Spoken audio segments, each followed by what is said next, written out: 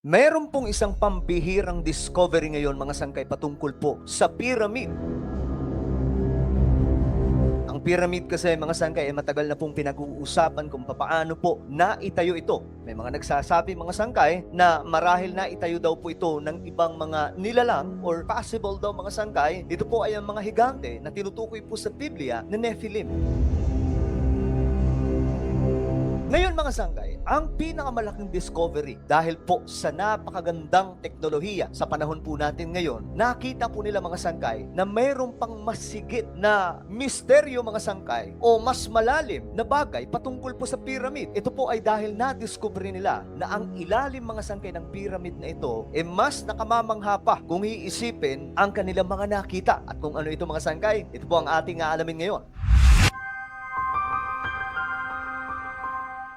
Hello, what's up mga sangkay? This is me. I'm back for another vlog today. Kamusta po mga kababayan, mga solid sangkay? Huwag niyo pong kalimutan na i-subscribe yung ating YouTube channel, i-click ang bell at i-click niyo po yung all. At sa mga nanonood po sa Facebook, i-follow niyo po yung ating Facebook page. So today mga sangkay, eto na nga po ang ating pag-uusapan patungkol po dito sa pambihirang discovery ng pyramid. Ano ang katotohanan tungkol po dito? At ano po itong malaking nakita ng mga dalubhasa o mga matatalinong tao gamit ang isang pambihirang teknolohiya? Ano ang nasa ilalim ng pyramid?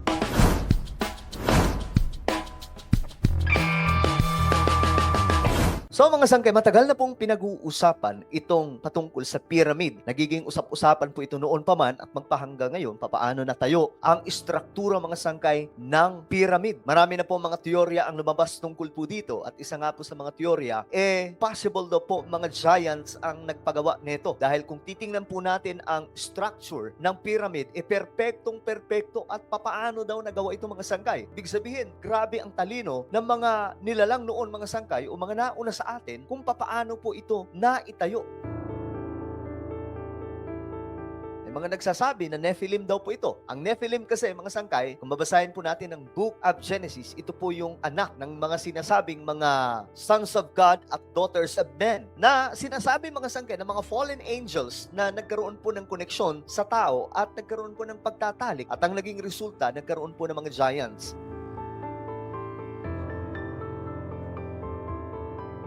Ang mga giants na ito mga sangkay ay binura po noong nangyari ang Noah's flood. So sila po ay nag-exist before ang matinding pagbaha sa mundo mga sangkay. So ang civilization mga sangkay ng mga giants ay nabura na. Di umano mga sangkay after po ng Noah's flood. Pero isa sa information sa Bible mga sangkay, mayroon pa rin po mga nag-exist na mga tinatawag na giants. If you remember mga sangkay, nung pinuntahan po ang lupang pangako o nagpadala nga po doon mga sangkay ng mga spies, ang nakita po nila sa land of Canaan ay mga giants at katulad lamang po sila mga sangkay ng mga maliliit na insekto kung kanila pong i-describe ang mga nakatira po doon. Na ang isa sa katanungan nga po dyan mga sangkay, papaano nag-exist na naman ang mga giants na ito kung sila po ay napaslang na sa pamamagitan po ng pagbaha noong panahong iyon, noong panahon po ni Noah. So ibig sabihin mga sangkay, nag-i-exist pa rin po itong mga giants na pwede pong matukoy natin as Nephilims. Nakalaunan mga sangkay ay tinalo nga po ng Israel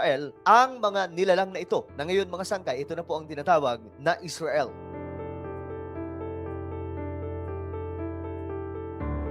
Isang malaking discovery mga sangkay, itong nakita ngayon ng mga matatalinong tao patungkol po dito sa pyramid. Abay, may mga nakita po sila mga sangkay. Higit pa po ito sa mga kamanghamanghang mga bagay na kanila mga nakita mga sangkay tungkol po sa istruktura ng pyramid sa ibabaw. May mas malawak pa pala mga sangkay na information at nakakagulat na nakita po neto mga sangkay ang mas malawak pa na istruktura sa ilalim po mismo ng pyramid na nagiging usap-usapan na naman mga sangkay na possible daw po may mga nakatira sa ilalim ng pyramid. Isa sa mga teorya dyan, mga sangkay, ay ang tinatawag na Hollow Earth or Agartha. Kung alam niyo po ang story na yan, mga sangkay, marami na po ang mga taong nakapagpatutuo na patungkol po sa Agartha na sinasabi nga po nila na sa ilalim daw po ito ng lupa, mga sangkay, o ng planet Earth. Nasa gitna po ng planet Earth ang sinasabing mundo na mas perpekto daw po kaysa sa nasa ibabaw ng lupa. At ang mga nakatira daw po dito, mga sangkay, sa ilalim ay mga giants, mga malalaking tao na kung pag-aaralan po natin ang kwento puntong yan, sinasabi po nila na mga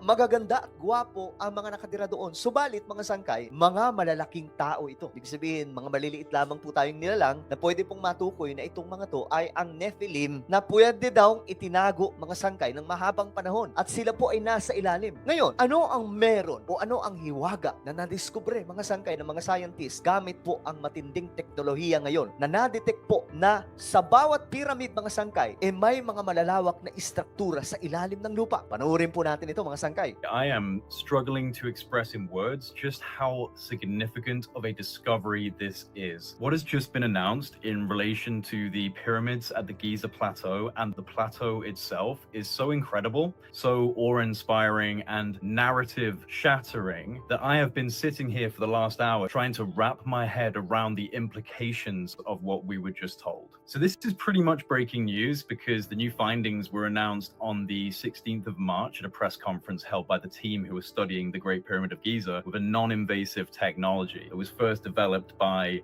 Filippo Bionde and Corrado Malanga called synthetic aperture radar Doppler tomography. So this was used to explore the internal structure of the Great Pyramid So ito po yung ginamit ng mga sangkay para ma-explore itong pyramid of Giza. And this method leverages the analysis of micro movements typically generated by background seismic activity to achieve a high-resolution, full 3D tomographic imagery of the pyramid's interior and subsurface components. Grabe, no? So, ang purpose talaga nila, mga sangkay, i-detect lamang kung ano po yung struktura na ito, ano po ang nasa loob, mga sangkay. Pero dito sila nagulantang sa kanilang mas matindi pang nadiskubre. The recent findings from deploying this technology are nothing short of mind-blowing because what's been discovered is that there are huge Yan na po, mga sangkay, oh. structures coming down from the base of the pyramid. Ayan po. Tingnan nyo po mabuti, mga sangkay. Ito po yung pyramid. Ito po yung may misteryo, mga sangkay. Pero may mas sigit pa pong misteryo sa ilalim po ng pyramid na ito. Ito pong istruktura na nasa ilalim, mga sangkay, na mas malawak pa po. Deep into the bedrock. In fact, over 600 meters deep. Grabe, ganyan po kalawak, mga sangkay, at kalalim. Which then connects to structures that extend up to 2 kilometers below the surface of the ground. Tingnan nyo, mga sangkay, oh. Bilangin po natin, 1, 2, 3, 4, 5, 6, 7, 8 mga sangkay na tumatayong pundasyon sa mga ito. At mayroon pong nilalaman ang lahat ng ito, mga sangkay, kung ano po ang mga istruktura na ito na nasa loob po o nasa ilalim po ng pyramid. 2 kilometers. Massive internal structures connected to the base of the pyramid and extending deep, deep down. This is what we know so far. Utilizing high-resolution radar images from Capella Space and Umbra, which are two private companies that specialize in satellite-based synthetic aperture radar imaging. Grabe, no? Ganyan po yung technology natin ngayon, mga sangkay. Dahil nga po, masyado na pong modern at advanced ngayon ang mundo. So, mas napapadali po, mga sangkay, yung mga pagre-research sa mga bagay-bagay sa ating mundo. This has allowed researchers to create a 3D model of the internal structure of the Great Pyramid of Giza. 3D. Now, this model has revealed a previously unknown chamber with 5 horizontal levels and a sloping roof, which in of itself is an architectural design unlike any previously documented in the Giza Pyramid. Grabe, no? But the most shocking discovery lies beneath the surface. Ayan na, ito yung shocking discovery, yung ilalim po, mga sangkay, ng pyramid. Below ground level, radar tomography has identified vertical cylindrical structures extending for hundreds of meters beneath the pyramid. There are 8 of these cylindrical wells arranged in 2 parallel rows, descending to an astonishing depth. Grabe, mga sangkay. So anong mayroon? Anong mayroon sa ilalim? Bakit ganito? Of 648 meters. Even more intriguing, at the base of these structures are 2 massive cubic formations measuring approximately 80 meters in diameter. The tomographic data suggests that these are vertical wells with intricate spiral pathways. Now, this design not only implies a functional purpose, but also a level of sophisticated engineering that completely blows the dynastic Egyptian model out of the water. Grabe. Alam nyo, hindi ko ma-imagine, mga sangkay, anong technology ang mayroon noon na ginamit para po dito. I mean, the pyramid itself was already a massive red flag in the ancient Egyptian historical narrative. But But now, with this discovery, I think it's become impossible to say that the Egyptian civilizations that we understand, that we've been taught about, were responsible for building these structures. And it doesn't even end there. The radar analysis extends beneath the entire Giza Plateau, revealing interconnected structures beneath not only the Great Pyramid of Giza, but also those of Khufu. So lahat ng yan mga sangkay, itong mga to, lahat ng pyramid na yan, connected mga sangkay, lahat ng ito sa sinasabing nasa ilalim po ng each pyramid. Ano ang meron mga sangkay? Meron ba doon mga civilization na nasa ilalim? Meron po mga kung ano mga nilalang mga sangkay na nasa ilalim ng pyramid na ito? And Menkaure, the subsurface network reaches down to a staggering depth of approximately 2 kilometers. 2 kilometers. This is not possible given the standard historical and archaeological narrative given to us about ancient Egypt. Now, Grabe, hindi sabihin mga sangkay, kung sino man ang may gawa nito, grabe yung advance ng kanilang technology nung panahong iyon. I'm hearing that there is more to come. There is a 4-hour presentation that's going to be released by the research team. This is what I'm hearing. That's going to go into every detail of their findings. This has essentially been a strategic release of incredible data ahead of time to get people interested. And I am more interested in this than basically anything else right now, because this is by far the most provocative piece of evidence for not only a potential technological explanation for the purpose of the Giza complex, but it also provides the most extraordinary evidence for a pre-flood era civilization that was flourishing in a way that we can scarcely comprehend. It's also possible that this spiraling cylindrical series of structures are staircases, and I can't help but think of the channeled writings of Thoth, the Atlantean, the Emerald Tablets, speaking of a lost hall of records, a sacred hall of knowledge below the Giza Plateau, the halls of Amenti. Could this be the lost hall of records from the pre-flood era? Now, obviously, this discovery is extremely controversial. It runs as a complete contradiction of the established narratives and status quo in mainstream academia on these issues. This will cause big waves throughout the academic and the wider world if they can fully evidence these findings. But the results so far seem pretty clear. There is obviously significant structural engineering taking place deep below the pyramids. Grabe. So isa lang ang malinaw sa lahat mga sangkay.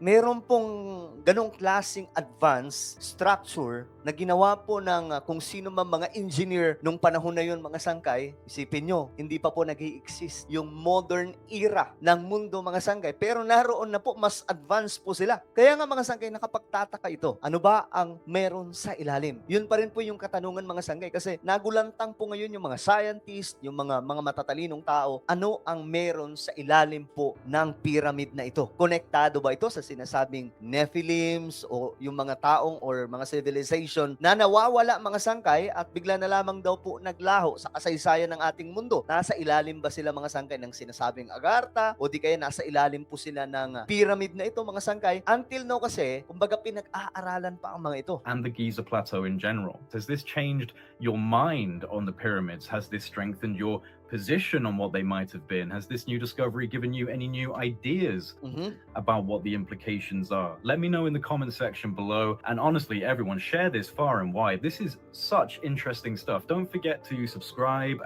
Grabe, no? Ayan po mga sangkay. Ito po yung pyramid. Ayan po, pero yung ilalim niya, mas malawak pa po sa kung ano ang meron sa ibabaw. At isa pa po sa mga na-discover nila dito mga sangkay, ayon po sa mga matatalinong tao, ang structure daw po ng pyramid, kumukuha daw po siya ng power supply para po sa ilalim. Ganyan po katindi mga sangkay ang structure ng pyramid. Kaya naman mga sangkay, nagiging palaisipan ito sa lahat, no, ng mga matatalinong tao. Ano ang meron sa ilalim ng pyramid na ito? Sino yung mga nakatira sa ilalim? Ano ang meron talaga? So palawak ng palawak ngayon ang kaalaman ng maraming mga matatalinong tao sa ating mundo, at maging ang ganitong klaseng discovery ay napaka-mind-blowing. Talaga nga namang magugulat ka mga sangkay kung ano ang meron ngayon sa ilalim ng pyramid. Pero basahin po natin ang isa sa talata sa Biblia mga sangkay na tumutukoy po sa mga nilalang sa ilalim ng lupa. Ayon po sa Philippians chapter 2 verse 10, the Bible says that at the name of Jesus, every knee should bow, of those in heaven and of those on earth and of those under the earth. Hindi lamang po tinukoy ang sinasabing mga nasa earth, kundi mga sangkay, tinukoy pa po dito yung mga nasa ilalim pa po ng kalupaan. Ulitin po natin, at the name of Jesus, every knee should bow, of those in heaven and of those on earth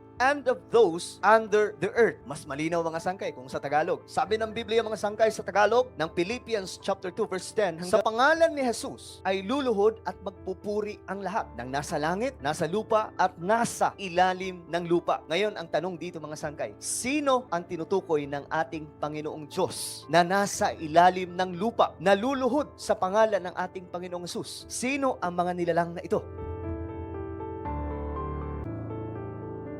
Ano po ang inyong komento? Just comment down below. Huwag niyo pong kailimutan na i-subscribe yung ating YouTube channel.